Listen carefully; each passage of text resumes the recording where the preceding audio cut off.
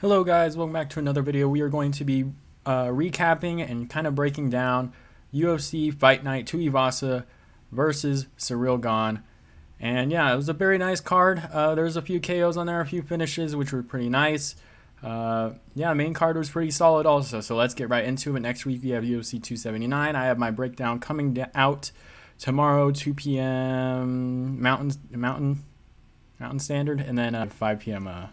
Eastern time. But yeah, let's get into the breakdown. First off, we have Stephanie Egger versus Ailin Perez. This fight was very interesting. Ailin, like the height and the size. I mean, I guess Ailin Perez's lower half was pretty big, but for Stephanie Egger, she's a lot taller, maybe a little bit more distributed, a little bit better.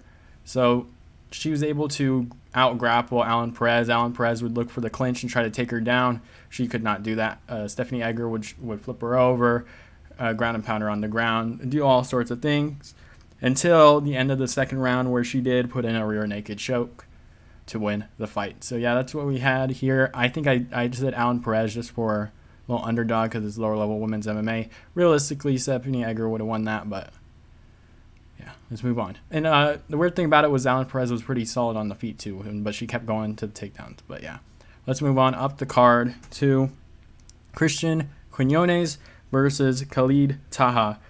This fight started out pretty interesting. I was a little worried because I was like, oh snap, like Khalid Taha is like a really big dude and Cristian Quinonez is a little smaller. I was like, this looks kind of like a mismatch physically when looking at it directly, but Cristian Quinonez, Cristian Quinonez was able to basically knock him out, put a solid combo against him. Khalid Taha went towards him and then caught him directly. Was able to send him right to the ground and pound him. It did look a little early, but it is what it is. I think Cristian Quinonez probably would have ground and pounded him out right there. But yeah, let's move on up the card. Good win for Cristian Quinonez. And yeah, I'm 1-1 on the card, I believe.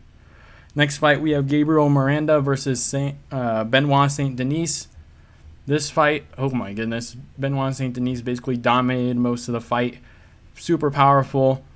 Definitely looked a little bigger than Gabriel Miranda. Obviously, Gabriel Miranda had his moments on the feet, definitely, but I believe he did get 10-8'd in the first round. Got knocked down multiple times, hurt a lot in that round.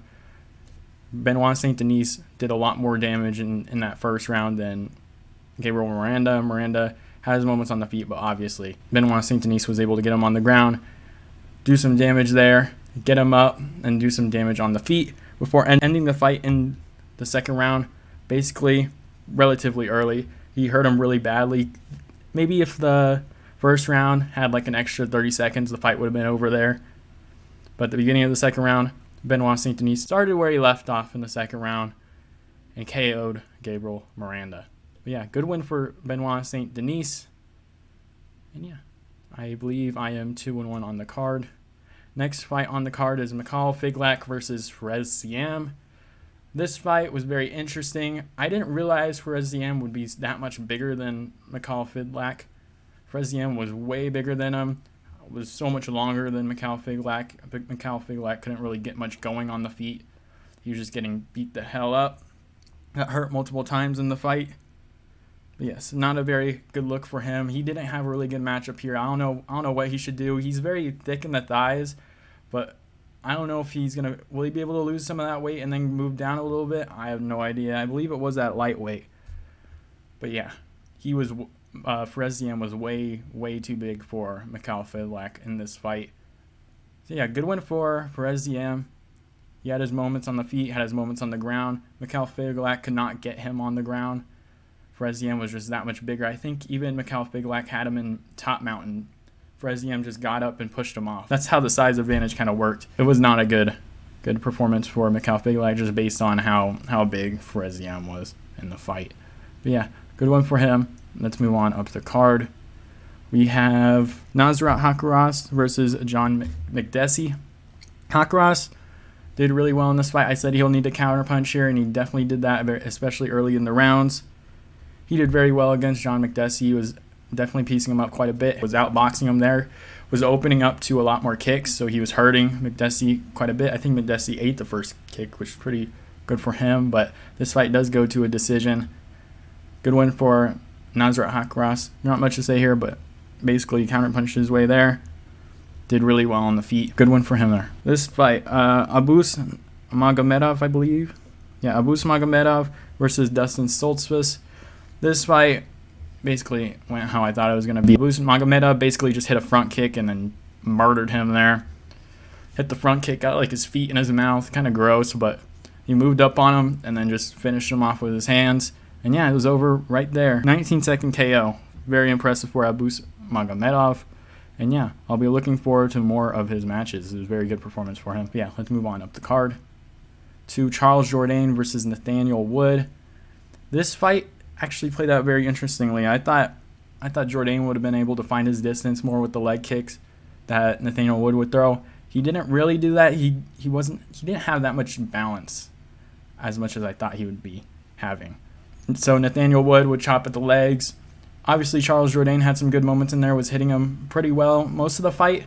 Couldn't really get connections on it. He wasn't able to touch him as much. Nathaniel Wood was able to pick him apart pretty much. Whenever Charles Jourdain would go for a kick, he would take out that leg that was holding himself up and would trip Charles Jourdain on the ground, and then Nathaniel would go on there and then basically, I don't want to say lay on him, but he was kind of laying on him and then punching a little bit.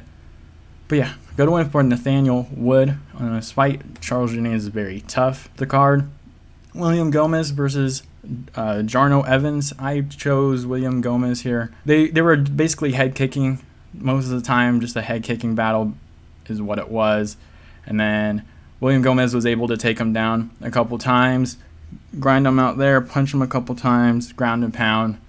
It was a very close fight. I believe there was a 29-28 on there. I think he won by 29-28 if I remember correctly. Yeah, good one for William Gomez. Up the card we have Roman Kopylov versus Alessio Di Chirico. This fight was very interesting. It was mostly kind of like a stalemate for most of the fight. Obviously, Kopylov hit him and hurt him a couple times. Wobbled Chirico. He couldn't really find that finish until the third round. Was able to finish him there with a pretty nice combo. Good win for Roman Kopylov. Next fight up the card, we have Nassourdine Imavov versus Joaquin Buckley. This fight was very interesting. Joaquin Buckley, I believe, won the third round. Some people said Nassourdine Imavov won. I don't agree with that at all. I thought Joaquin Buckley hit him quite a bit. Was able to touch him a lot more. Swung his head, I think, against the fence at one point. But in the first two rounds, Nassourdine Imavov used his length, was able to jab the crap out of Joaquin Buckley, was able to get him on the ground, was able to stuff the takedowns. I think he did get him on the ground a couple times, but yeah, he was able to outpower him. Joaquin Buckley did take a lot of shots, so he did show his toughness there. But Nassourdine Imavov was able to use his jab there, keep his distance, not let Joaquin Buckley use those kicks on him, and yeah. For Imavov, after this fight, you're kind of looking at his cardio suspectly. He had a pretty good performance here. Third round was a little worrying because you saw Joaquin Buckley, I don't want to say walk him down, but was rushing at him, swinging, and he was over-swinging quite a bit, was just trying to get that one shot. But yeah, showed Imavov a weakness in the cardio. But yeah, good win for Nassourdine Imavov. Our co-main event, Robert Whittaker versus Marvin Vettori. It was basically the Robert Whittaker show here. He was just jabbing and then freaking hitting him with his hooks and then head kicks. I mean, he was picking apart Marvin Vettori a couple times in the second round, third round. The third round and the end of the second round, he was hurting Marvin Vettori pretty badly. Marvin Vettori was opening his eyes quite a bit. Marvin Vettori got hit multiple times with a head kick and the knee. It's holy shit, dude. It takes a lot of punishment and very tough. I was a little worried out of parlay with Robert Whittaker as a 3-round decision just to cap it off. I was like, man, Marvin Vettori's taking a lot of punishment here. I didn't think he was going to get KO'd, but I was like, I need Robert Whittaker to get to a decision. And he did. Looked very impressive. I kind of want to wonder where Robert Whittaker goes from here. I think he does go up to light heavyweight. I think he has a couple solid matchups up there. Maybe the top 3 guys, top 3, 4, or 5 guys might give him some problems, but I think after that, I think he's a really technical fighter, has a lot of power in those shots. He's a big dude. I think he can do pretty well at light heavyweight I think he's still relatively young too. He hasn't even really hit his main prime, which is around 33 years old. He's probably starting his prime right now. 31 to 34 is about it. But yeah, good win for Robert Whittaker. Pieced him up better than pretty much everyone in that division against Marvin Vettori. Pieced up Marvin Vettori really badly. Made him look really not good in that fight. Yeah, but good win for Robert Whittaker. Was able to stuff Marvin Vettori's takedowns too. Was able to take down Marvin Vettori multiple times also. But yeah, great win for Robert Whittaker. Up the card to our main event of the evening, we have Ciryl Gane versus Tai Tuivasa. Very crazy matchup, wild matchup. Started in the second round to the third round was absolutely nuts. Obviously, Ciryl Gane won the fight just based off the check marks here, but Ciryl Gane in the first round was able to keep his distance well against Tai Tuivasa. I think Tai Tuivasa landed a couple punches on him. That's pretty much it. Landed maybe a leg kick and a body shot. But yeah, Ciryl Gane was able to use his jab here, like knocking Tai Tuivasa's head back every time he hit him. Moving on to the second round, Tai Tuivasa, I believe, won that round. Sorry, not the fight. Won the round. Knocked down Ciryl Gane at one point, which is absolutely nuts. Ciryl Gane tried to get back up, knocked him down again. He wasn't on his feet, but as he was getting up, he got pushed over again. Tai Tuivasa was not able to capitalize there. And then towards like the end of the round, Ciryl Gane was able to use his body kicks, and they were like hurting Tai Tuivasa really badly. But yeah, that was like the first time we've seen Ciryl Gane like actually hurt in the fight, like almost finish, which was very interesting to see. But yeah, in the third round is where Ciryl Gane won the fight. Tai Tuivasa was able to hit Ciryl Gane a couple times really well, but those body shots. And after that, he was working his Tai Tuivasa's head. Wobbled Tai Tuivasa a couple times. I think the first two, Tai Tuivasa did on first, like more of a Ion Kutalaba versus Magomedov. But I think he wobbled and then tried to get a couple shots on him, which he did hit Ciryl Gane pretty good on those first two. But after that, he was getting hurt so badly. Wobbled. The body shots, got back up. Freaking Ciryl Gane kept teeping at one point, hurting Tai Tuivasa really badly. Was like bending over and everything, and then Ciryl Gane, I believe, swung Tai Tuivasa's head back. Tai Tuivasa was basically freaking dreaming and on his feet, and then Ciryl Gane just came up and cleaned it up, finished the fight there. Great win for Ciryl Gane. Who does he fight next? I have no idea. You might want to say, I don't even know when Aspinall's coming back. I think it's even many months later. You can look at Blades. Blades versus Ciryl Gane would be really fun to watch. I think that fight you should probably make, because you have Stipe and Jones that need to fight soon. And then I don't know if Francis staying. Like, what the hell's going on there? I thought he was leaving. Doesn't seem that big of a deal anymore. I heard people are saying he can fight in December. I don't think that's true.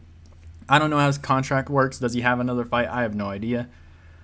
But I heard it's Stipe and Jones for December, or it's Jones and Ngannou. But after that, you need another number one contender. Go Ciryl Gane versus Curtis Blades, and then that'll be your next number one contender. But yeah, hope you guys enjoyed the video. 279 picks are coming out tomorrow, so stay tuned for that.